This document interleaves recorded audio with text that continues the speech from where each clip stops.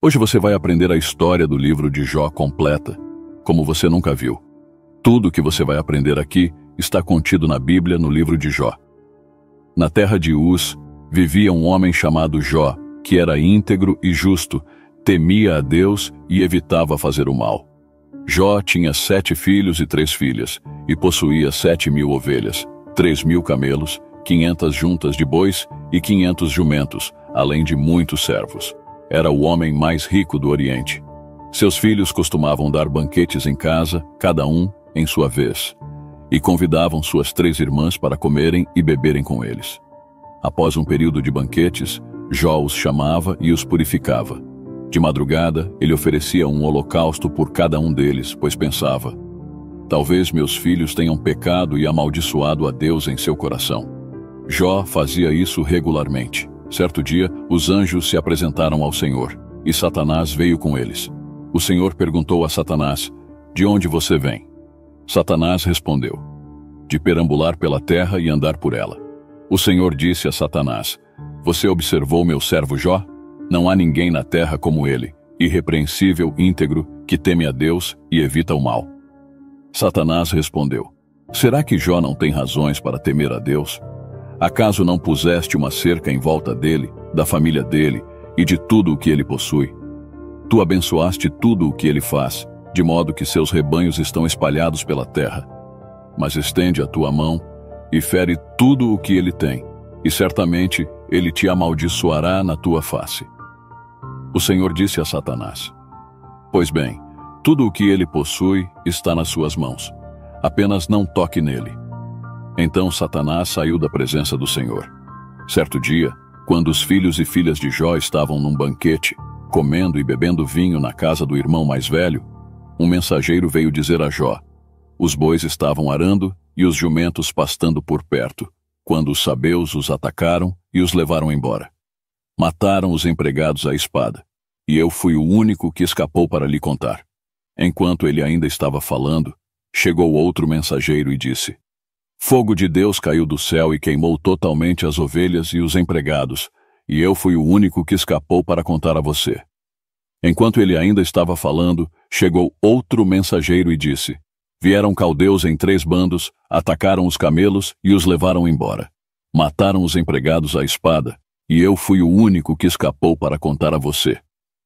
Enquanto ele ainda estava falando, chegou outro mensageiro e disse: seus filhos e filhas estavam num banquete, comendo e bebendo vinho na casa do irmão mais velho, quando de repente um vento forte veio do deserto e atingiu os 4 cantos da casa, que desabou.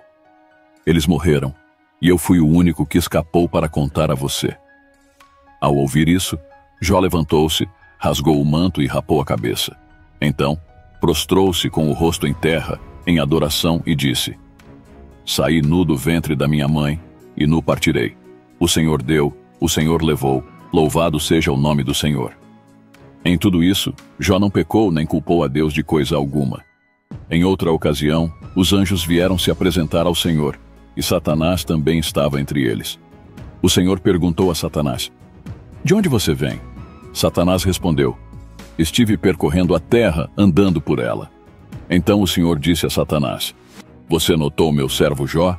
Não há ninguém como ele na terra, irrepreensível, íntegro, que teme a Deus e evita o mal. Ele mantém sua integridade, apesar de você ter me incitado contra ele para destruí-lo sem razão. Satanás respondeu: pele por pele. Um homem dará tudo o que tem por sua própria vida. Estende a tua mão e fere a sua carne e os seus ossos, e com certeza ele te amaldiçoará na tua face.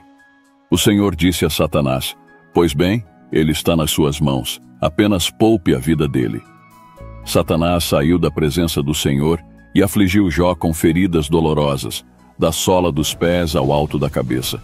Então Jó pegou um caco de cerâmica para se raspar enquanto estava sentado entre as cinzas. Sua esposa lhe disse: você ainda mantém sua integridade? Amaldiçoe a Deus e morra. Ele respondeu: você fala como uma tola. Aceitaremos o bem de Deus e não o mal? Em tudo isso, Jó não pecou com seus lábios. Quando 3 amigos de Jó, Elifaz, Bildade e Zofar, souberam de todas as calamidades que o haviam atingido, vieram de suas regiões. Combinaram se encontrar para ir juntos mostrar solidariedade a Jó e consolá-lo. Quando o viram de longe, mal o reconheceram e começaram a chorar em alta voz. Cada um rasgou seu manto e jogou terra sobre a cabeça. Depois os três se assentaram no chão com ele por 7 dias e 7 noites. Ninguém disse uma palavra, pois viam quanto ele estava sofrendo. Depois de tudo o que lhe aconteceu, Jó amaldiçoou o dia em que nasceu. Ele desejou que aquele dia fosse apagado da memória e envolto em trevas, sem nenhuma luz. Ele lamentou que a noite do seu nascimento fosse incluída no calendário, preferindo que fosse um dia estéril e sem alegria. Jó questionou por que não morreu ao nascer, evitando assim os sofrimentos que estava enfrentando. Ele lamentou não ter sido enterrado como um natimorto, onde poderia descansar em paz. Ele falou sobre a tranquilidade dos mortos, onde tanto os poderosos quanto os servos encontram descanso e liberdade. Jó questionou por que aqueles em profundo sofrimento recebem vida, ansiando pela morte que não vem. Ele expressou seu profundo desespero, dizendo que o que mais temia aconteceu e que não tinha paz, apenas inquietação. Depois disso, o amigo de Jó, chamado Elifaz, responde a Jó, começando com uma observação sobre Jó ter ajudado muitos com suas palavras e ações, fortalecendo os fracos e encorajando os vacilantes. No entanto, agora que Jó está em dificuldade, ele se desanima e perde a esperança. Elifaz questiona por que a piedade e a conduta irrepreensível de Jó não lhe dão confiança e esperança. Elifaz prossegue dizendo que os inocentes não perecem e os íntegros não sofrem destruição. Ele afirma que aqueles que semeiam o mal colherão a destruição pelo sopro de Deus.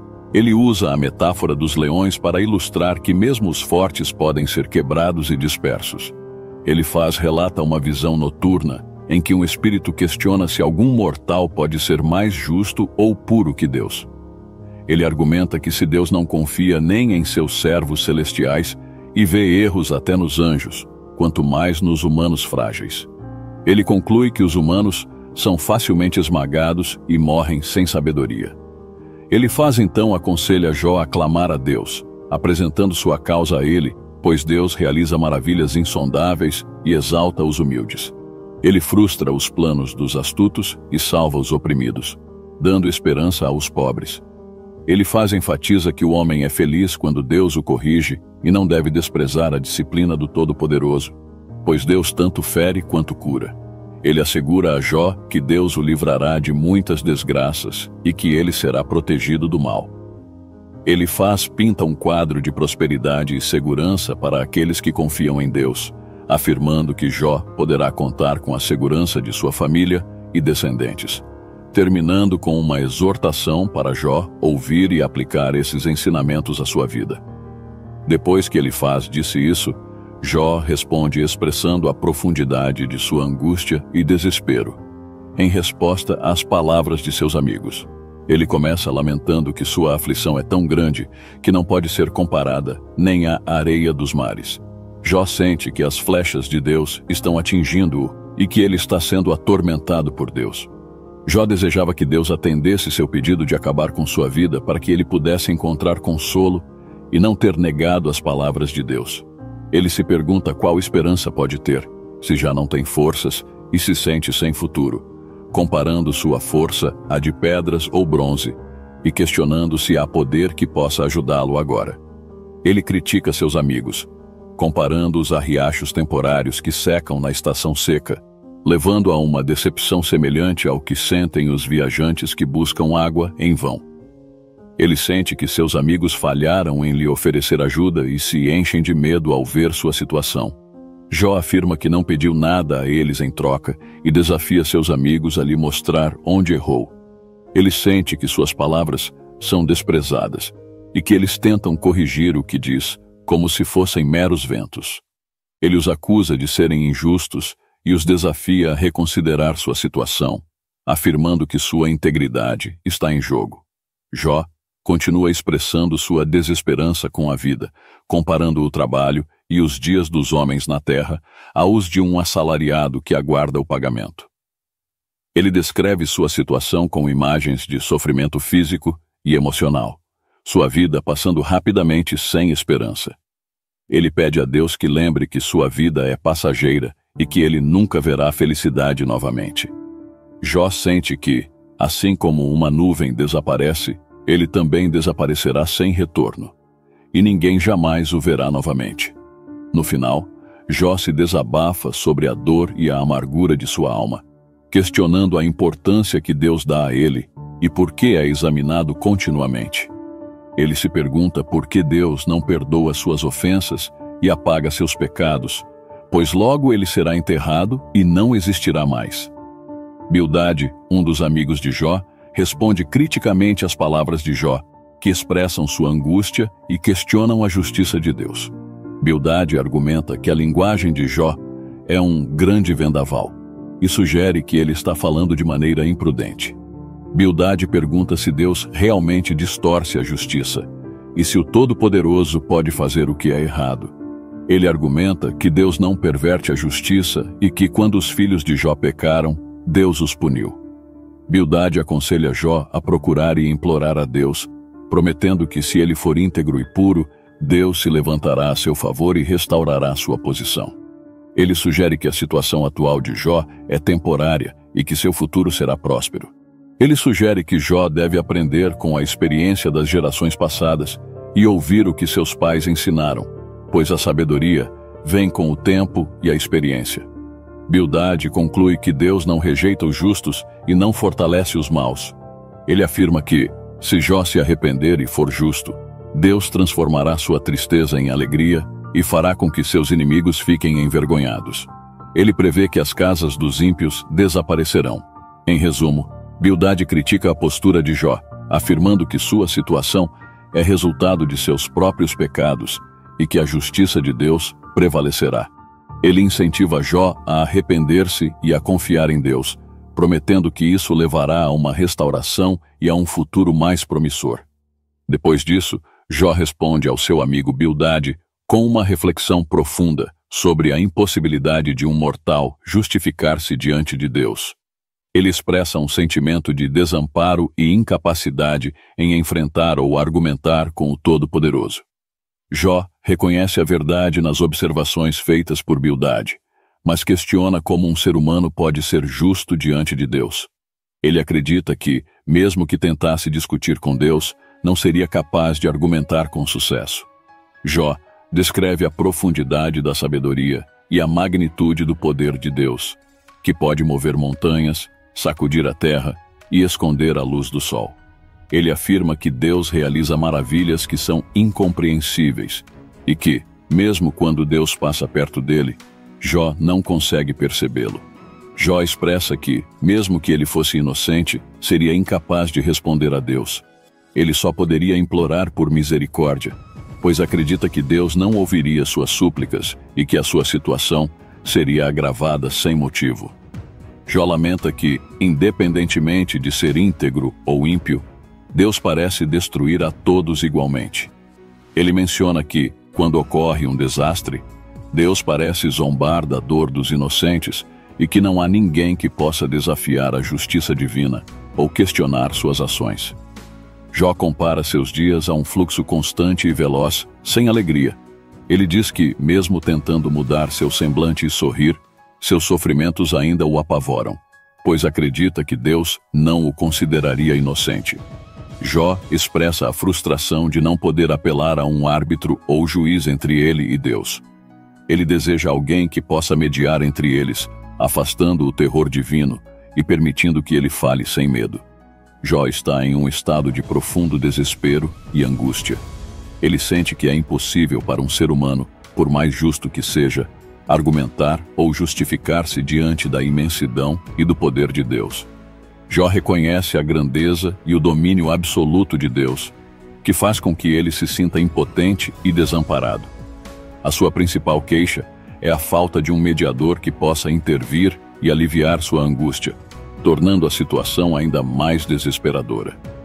Após Jó falar, seu amigo Zofar responde a Jó com uma série de críticas e conselhos.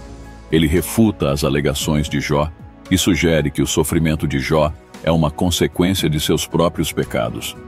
Zofar também oferece um caminho para a restauração e uma vida de prosperidade. Zofar começa criticando as palavras de Jó, chamando-as de tolas e questionando se ninguém o repreenderá por sua zombaria e presunção.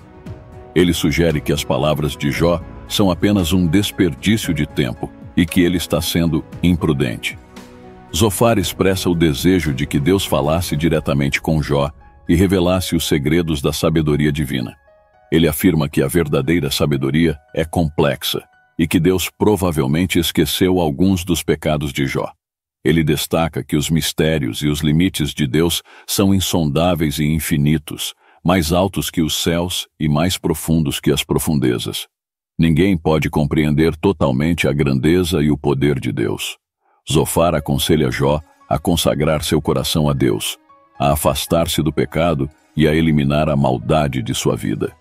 Ele sugere que, se Jó fizer isso, poderá restaurar sua dignidade e ter uma vida sem vergonha.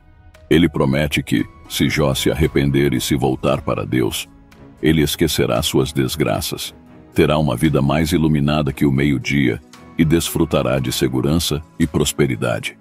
Zofar afirma que Jó viverá sem medo e terá o favor dos outros. Zofar termina prevendo que os ímpios sofrerão e procurarão em vão um refúgio, com a morte sendo a única esperança que lhes restará. Jó responde aos seus amigos, refutando as acusações deles e refletindo sobre o poder e a sabedoria de Deus. Ele afirma que não é inferior aos seus amigos em sabedoria e expressa seu descontentamento com a situação em que se encontra. Jó começa desafiando seus amigos, afirmando que eles não detêm o monopólio da sabedoria e que ele possui a mesma capacidade de raciocínio que eles. Ele se mostra ofendido pelo fato de se tornar alvo de zombarias, apesar de ter sido uma pessoa justa e temente a Deus. Jó observa ironicamente que aqueles que estão bem na vida muitas vezes desprezam a desgraça alheia e que, apesar de parecer que os ímpios prosperam, isso não reflete necessariamente a justiça de Deus. Jó destaca que até mesmo os animais e a natureza reconhecem o poder e a sabedoria de Deus. Ele enfatiza que a vida e o fôlego de toda a humanidade estão nas mãos de Deus, que é o único verdadeiro detentor da sabedoria e do entendimento. Jó descreve a capacidade de Deus de destruir e reconstruir, de controlar as águas e a seca, e de exercer autoridade sobre todos, incluindo enganadores e enganados. Ele menciona que Deus pode despojar e depor autoridades, sejam reis, sacerdotes ou anciãos. Está profundamente angustiado e frustrado com sua situação e com as acusações de seus amigos. Ele defende sua integridade e deseja uma audiência direta com Deus para que sua causa seja julgada com justiça. Depois disso, ele faz amigo de Jó, começa chamando os argumentos de Jó de vazios e inúteis. Ele sugere que Jó está falando sem sentido, como se estivesse enchendo o estômago com vento. Para Elifaz, Jó está sufocando a piedade e diminuindo a devoção a Deus, acusando-o de ser movido por pecado e adotar a linguagem dos astutos. Elifaz questiona se Jó foi o primeiro a nascer ou se tem um conhecimento especial que ninguém mais tem. Ele destaca que há pessoas mais velhas e sábias que Jó, e que as consolações divinas e as palavras de sabedoria dos amigos não são suficientes para ele. Ele acusa Jó de dirigir sua ira contra Deus e despejar palavras contra o Todo-Poderoso. Elifaz argumenta que nenhum ser humano pode ser puro ou justo, pois todos nascem impuros e corruptos. Ele reforça a ideia de que até mesmo as coisas sagradas não são puras aos olhos de Deus. Elifaz, então, descreve o destino dos ímpios, explicando que eles sofrem tormentos durante a vida e são atormentados por ruídos e ataques. Ele afirma que os ímpios não têm esperança de escapar das trevas e que são destinados ao sofrimento.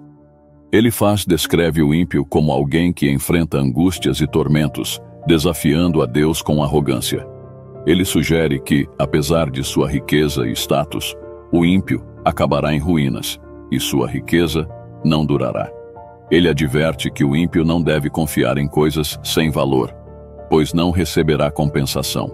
Elifaz compara a vida do ímpio a uma vinha despojada e a uma oliveira sem frutos. Ele afirma que os ímpios acabam em ruínas e que o fogo devora suas posses. No final, Elifaz conclui que os ímpios geram maldade e engano. Jó responde criticando seus amigos, chamando-os de pobres consoladores. Ele se sente frustrado com a inutilidade dos discursos deles e questiona por que continuam a discutir com ele. Jó acredita que, se estivesse no lugar deles, poderia facilmente condená-los com palavras perspicazes, mas ao invés disso, ele buscaria consolá-los e aliviá-los. Jó expressa que sua dor não se alivia com palavras, seja falando ou permanecendo em silêncio. Ele sente que Deus o esgotou e fez com que sua família chegasse ao fim. Jó descreve sua dor física e emocional, dizendo que Deus o atacou com raiva, o deixou deprimido e exposto à zombaria dos homens. Jó sente-se atacado e maltratado por Deus e pelos ímpios. Ele descreve-se como alvo de ataques implacáveis e compara sua situação à de um guerreiro que é constantemente atacado. Ele sente que sua situação é tão desesperadora que se vestes de lamento e enterra sua testa no pó. Jó faz um apelo para que sua causa não seja ignorada e que seu clamor não seja esquecido. Ele afirma ter um advogado e intercessor no céu que defende sua causa. Ele vê Deus como seu único defensor diante da injustiça que está enfrentando. Jó reconhece que está perto da morte, sentindo que sua sepultura é seu destino inevitável. Ele se vê como um provérbio e objeto de zombarias, e seus olhos estão turvados pela tristeza.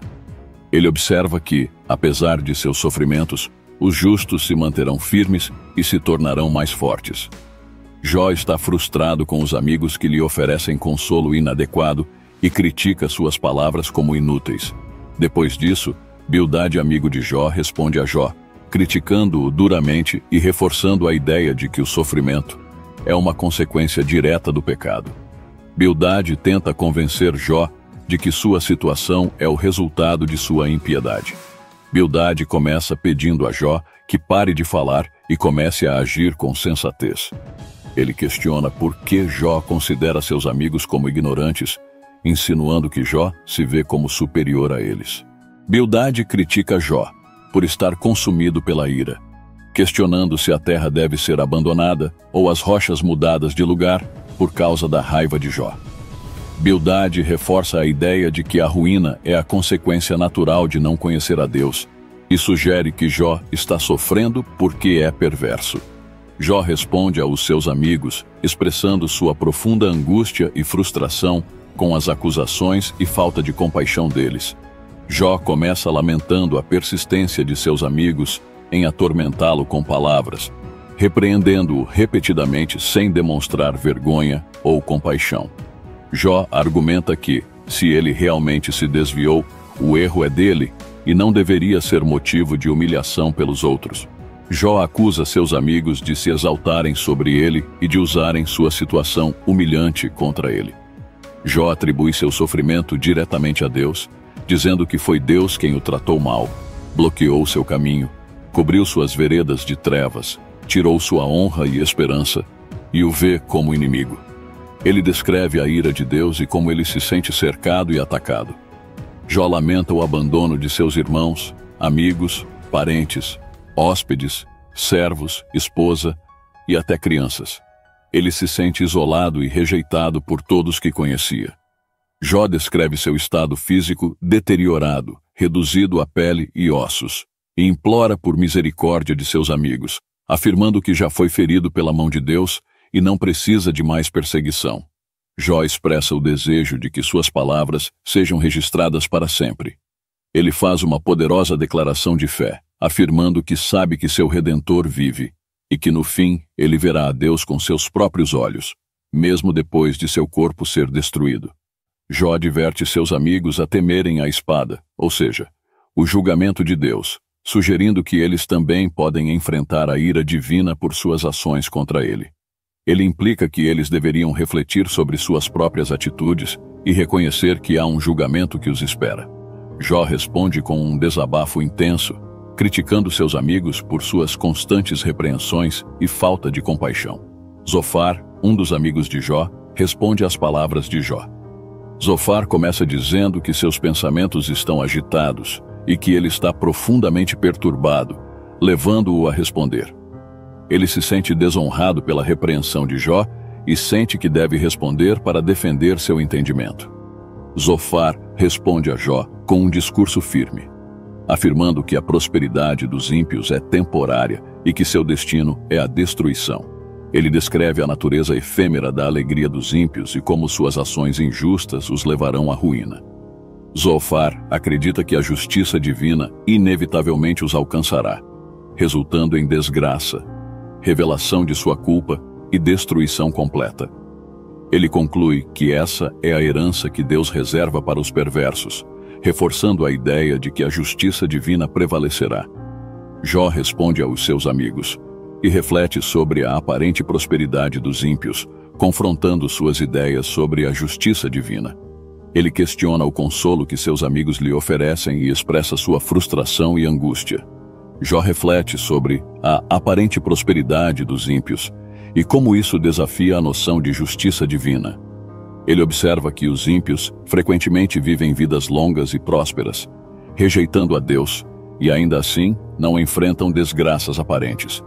Jó critica a ideia de que o castigo dos ímpios é reservado para seus filhos e defende que os ímpios deveriam sofrer as consequências de seus próprios atos.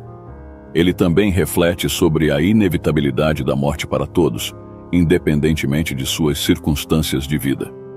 No final, Jó expressa sua frustração com seus amigos, chamando suas tentativas de consolo de inúteis e falsas. Elifaz, um dos amigos de Jó, responde a ele com uma acusação e conselho. Elifaz questiona a utilidade do ser humano para Deus e acusa Jó de grandes pecados, sugerindo que as calamidades que Jó enfrenta são resultado de suas próprias transgressões. Ele aconselha Jó a se voltar para Deus e a buscar reconciliação, prometendo que a prosperidade e a paz virão como resultado dessa ação. Ele sugere que a única maneira de Jó encontrar paz e prosperidade é se submeter a Deus, aceitar sua instrução e se afastar da injustiça. Elifaz promete que, se Jó seguir esse conselho, ele encontrará prazer em Deus, será ouvido em suas orações, e a luz brilhará em seus caminhos, podendo até salvar outros. Jó responde seu amigo expressando seu sofrimento e frustração com sua situação. Ele deseja encontrar Deus para apresentar seu caso e provar sua inocência. Jó está confuso e angustiado porque, embora siga os mandamentos de Deus e seja fiel, não consegue entender por que está sofrendo tanto. Jó questiona por que Deus não estabelece tempos claros para o julgamento e expressa sua frustração com a aparente prosperidade dos maus. Ele descreve uma série de injustiças que os pobres e necessitados sofrem, enquanto os ímpios parecem escapar ilesos. Jó observa que os ímpios cometem crimes e se revoltam contra a luz, mas eventualmente, mesmo que pareçam firmemente estabelecidos, Deus os arranca e suas vidas não têm segurança. Ele conclui desafiando qualquer um a provar que ele está mentindo, reafirmando a injustiça que ele vê no mundo. Bildade, um dos amigos de Jó, responde a Jó. Bildade exalta a grandeza, soberania e pureza de Deus, ressaltando como o domínio e o temor pertencem exclusivamente a ele. Ele destaca a impossibilidade do ser humano de ser justo ou puro diante de Deus, usando a pureza celestial da lua e das estrelas como uma medida que ainda é insuficiente para os padrões divinos. Bildade conclui sublinhando a insignificância do homem em comparação com Deus, descrevendo-o de forma muito humilde e até depreciativa, como uma larva ou verme. Jó responde com sarcasmo e ironia às observações de seus amigos, provavelmente a Bildade, que acabara de falar sobre a grandeza de Deus e a insignificância do homem. Jó começa criticando a ajuda inútil de seus amigos e depois faz uma bela descrição do poder de Deus, ressaltando a grandeza divina. Jó continua a sua defesa diante das acusações de seus amigos, afirmando sua integridade e descrevendo a injustiça e o sofrimento que está experimentando. Jó jura pelo Deus que ele sente que lhe negou justiça, afirmando que nunca falará maldade ou falsidade. Ele se compromete a manter sua integridade e retidão até a morte, recusando-se a dar razão aos seus amigos. Jó fala do poder absoluto de Deus sobre o universo, dizendo que Deus vê tudo e controla tudo. Ele menciona que até os confins da terra estão sob a vigilância de Deus e que ele é o único que conhece o caminho da sabedoria. Jó recorda com saudade os dias em que Deus cuidava dele e ele era respeitado na sociedade. Ele era um homem de grande influência e respeito, ajudando os necessitados e sendo elogiado por todos. Jó lamenta como agora é desprezado até por jovens, cujos pais ele não teria considerado dignos. Ele se sente atacado, desonrado e afligido. Jó descreve como Deus o tratou severamente, lançando-o na lama e reduzindo-o a pó e cinzas. Ele reflete sobre sua conduta justa e compassiva ao longo da vida, ajudando os pobres, viúvas e órfãos, e sendo justo em suas ações. Ele nunca confiou nas riquezas materiais e sempre evitou o mal. Jó destaca que nunca se alegrou com a desgraça de seus inimigos e sempre foi generoso com os necessitados. Jó conclui desafiando qualquer acusação contra ele, reafirmando sua inocência e a integridade de suas ações.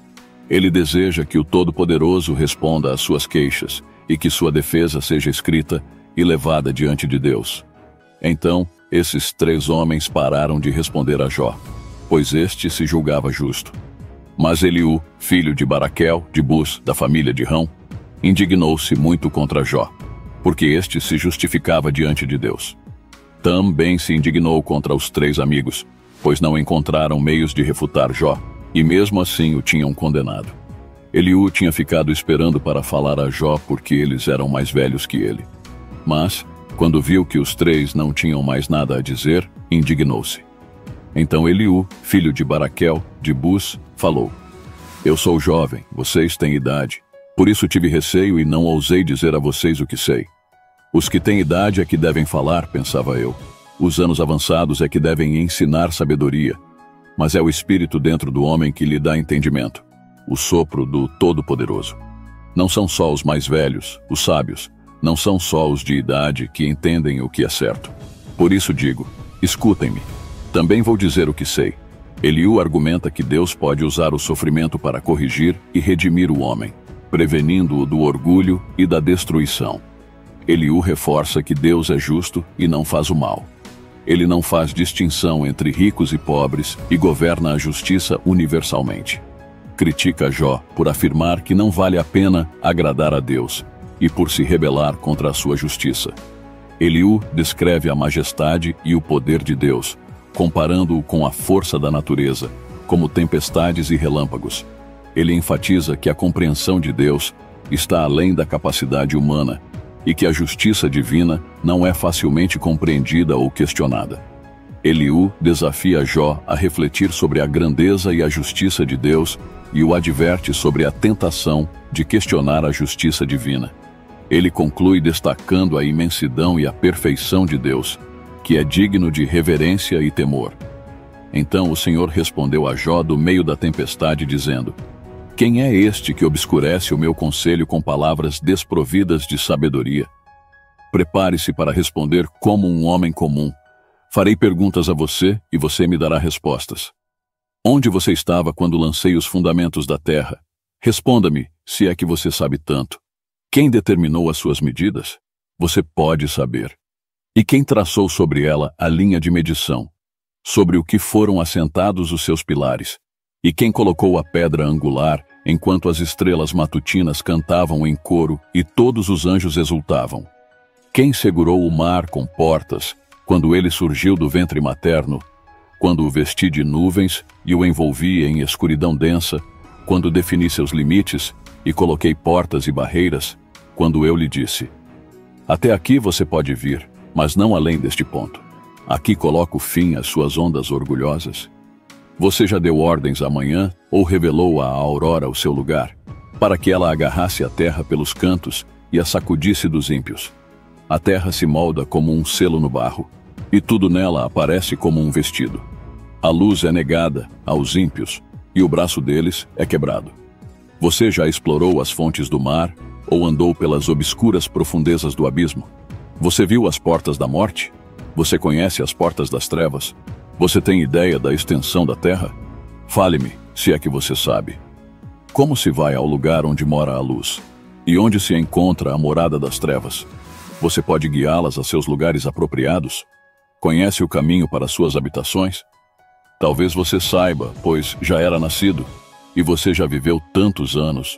Você já entrou nos depósitos de neve, ouviu os armazéns de saraiva que eu guardo para tempos de aflição, para dias de guerra e combate? Por onde se distribuem os relâmpagos? Onde se espalham os ventos orientais pela terra? Quem abriu um canal para a chuva torrencial e um caminho para a tempestade trovejante, para fazer chover sobre a terra desabitada, no deserto onde não há ninguém, para saciar a sede da terra árida e fazer crescer a vegetação? Acaso a chuva tem um pai? Quem é o pai das gotas de orvalho? De onde vem o gelo? E quem dá à luz a geada que cai dos céus, quando as águas se tornam duras como pedra e a superfície do abismo se congela? Você pode prender as belas Pleiades, pode soltar as cordas do Órion, pode fazer as constelações aparecerem no momento certo ou fazer a Ursa e seus filhotes saírem. Você conhece as leis dos céus? Pode determinar o domínio de Deus sobre a terra? Você consegue levantar a voz para as nuvens e cobrir-se com uma inundação? É você quem envia os relâmpagos, e eles respondem: aqui estamos. Quem concedeu sabedoria ao coração e entendimento à mente? Quem tem a sabedoria para avaliar as nuvens? Quem é capaz de derramar as águas dos céus quando o pó se solidifica e os torrões de terra se juntam? É você que caça a presa para a leoa e alimenta os filhotes dos leões quando eles se escondem em suas tocas ou ficam à espreita no mato? Quem provê alimento aos corvos quando seus filhotes clamam a Deus e vagam por falta de comida? Você sabe quando as cabras montesas dão à luz? Você está atento quando a corça tem seus filhotes? Você conta os meses até elas darem à luz? Sabe quando elas trazem seus filhotes ao mundo? Elas se abaixam, dão à luz e então se libertam da dor do parto. Seus filhotes crescem nos campos e se tornam fortes. Eles partem e nunca mais retornam. Quem libertou o jumento selvagem? Quem desfez suas amarras? Eu dei ao jumento o deserto como seu lar e os leitos secos de lagos salgados como sua morada. Ele se diverte com o tumulto da cidade e não ouve o clamor dos pastores. Ele vagueia pelas colinas em busca de pasto e procura o que é verde. Será que o boi selvagem aceitará trabalhar para você e passará a noite junto aos coxos do seu curral? Você pode prendê-lo com arreio na vala? Ele irá arar os vales para você? Você confiará nele por causa da sua grande força? Deixará a ele o trabalho pesado que você precisa fazer? Você pode ter certeza de que ele recolherá seu trigo e o armazenará na sua eira? A avestruz bate as asas com alegria. E quanto às asas e plumagem da cegonha? Ela deixa seus ovos no chão e permite que a areia os aqueça, sem se preocupar que um pé possa esmagá-los, ou que algum animal selvagem os possa pisotear. Ela trata seus filhotes como se não fossem seus, e não se importa se seu esforço não tem valor. Isso acontece porque Deus não lhe deu sabedoria nem discernimento. Contudo, quando ela estende suas asas para correr, ela ri do cavalo e do cavaleiro. É você quem dá força ao cavalo ou adorna seu pescoço com sua crina ondulante? Você o faz saltar como um gafanhoto, espalhando terror com seu resfolegar majestoso. Ele escarva com fúria, mostra sua força com prazer e enfrenta armas com bravura. Ele desdenha do medo e não teme, não recua diante da espada. Sua aljava balança ao lado, junto com a lança e o dardo flamejantes. Num frenesi furioso, ele devora o chão. Não pode esperar pelo som da trombeta. Ao ouvi-la, ele relincha. Eia! De longe sente o cheiro de combate, o sinal de ataque e o grito de guerra. É por sua sabedoria que o falcão voa alto e estende suas asas para o sul? É por sua ordem que a águia se eleva e constrói seu ninho nas alturas? Um penhasco é sua casa, onde passa a noite. Uma escarpa rochosa é seu refúgio. De lá, ela sai em busca de comida. De longe seus olhos a encontram. Seus filhotes bebem sangue, e onde há mortos, ali ela está. O Senhor continuou a falar com Jó. Pode alguém que desafia o Todo-Poderoso corrigi-lo?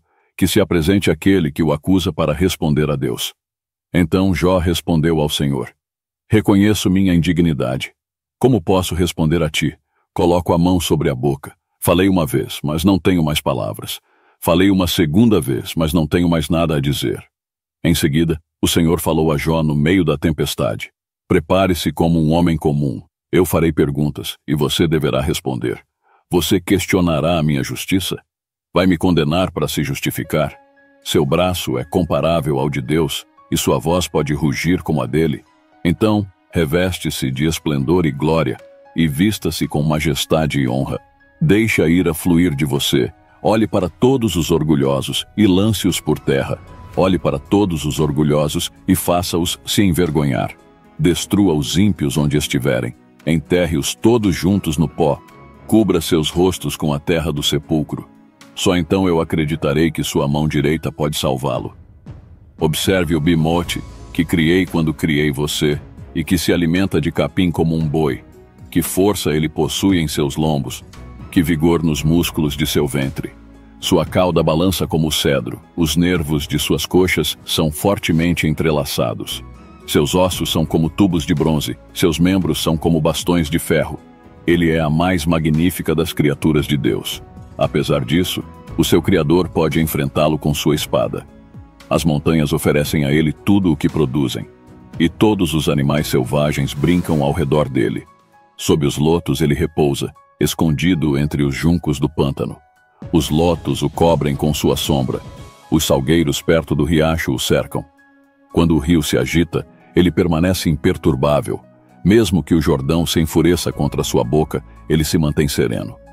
Alguém pode capturá-lo pelos olhos ou prendê-lo com uma armadilha e fisgá-lo pelo nariz. Você consegue pescar o Leviatã usando um anzol ou prender sua língua com uma corda? Pode colocar um cordão em seu nariz ou atravessar seu queixo com um gancho? Você acha que ele vai implorar por clemência e falar com palavras gentis? Pensa que ele fará um acordo com você para se tornar seu servo para sempre? Você conseguiria tratar dele como um animal de estimação, como se fosse um pássaro? Ou colocá-lo em uma coleira para oferecê-lo às suas filhas? Será que os comerciantes poderiam vendê-lo? Ou dividi-lo entre os mercadores? Você consegue encher sua pele de arpões e sua cabeça com lanças? Se você tentar tocá-lo, a experiência será tão marcante que nunca mais se atreverá a enfrentá-lo. Esperar derrotá-lo é um engano. Só o ver já é aterrorizante. Ninguém tem coragem suficiente para provocá-lo. Quem então poderá resistir a mim? Quem foi que primeiro me deu algo que eu deva retribuir? Tudo o que está sob o céu me pertence. Não vou deixar de falar sobre suas partes, sua força e sua aparência imponente. Quem conseguiria remover sua camada externa? Quem se aproximaria dele com uma rédea? Quem se atreveria a abrir a boca dele com seus dentes terríveis? Suas costas são cobertas por camadas de escudos firmemente ajustados. Cada escudo é tão próximo que o ar não passa entre eles. Estão tão entrelaçados que é impossível separá-los. Seu sopro emite faíscas de luz, seus olhos são como os raios da manhã. Da sua boca saem chamas, faíscas de fogo estalam. Das suas narinas sai fumaça como a de uma panela fervente sobre uma fogueira de juncos. Seu sopro acende o carvão e da sua boca brotam chamas. A força em seu pescoço faz com que o medo o preceda. As dobras de sua pele são firmemente unidas, tão firmes que não se movem. Seu peito é tão duro quanto pedra, resistente como a pedra inferior de um moinho. Quando ele se ergue, os poderosos ficam aterrorizados, fogem com medo dos seus golpes. A espada que o atinge não o afeta, nem a lança, a flecha ou o dardo. Ele trata o ferro como se fosse palha, e o bronze como madeira apodrecida. As flechas não o afastam, e as pedras de funda são como poeira para ele. O bastão é para ele apenas um pedaço de palha. O brandir de uma grande lança o faz rir. Seu ventre é como um caco de cerâmica e deixa marcas na lama como um trilho de debulhar.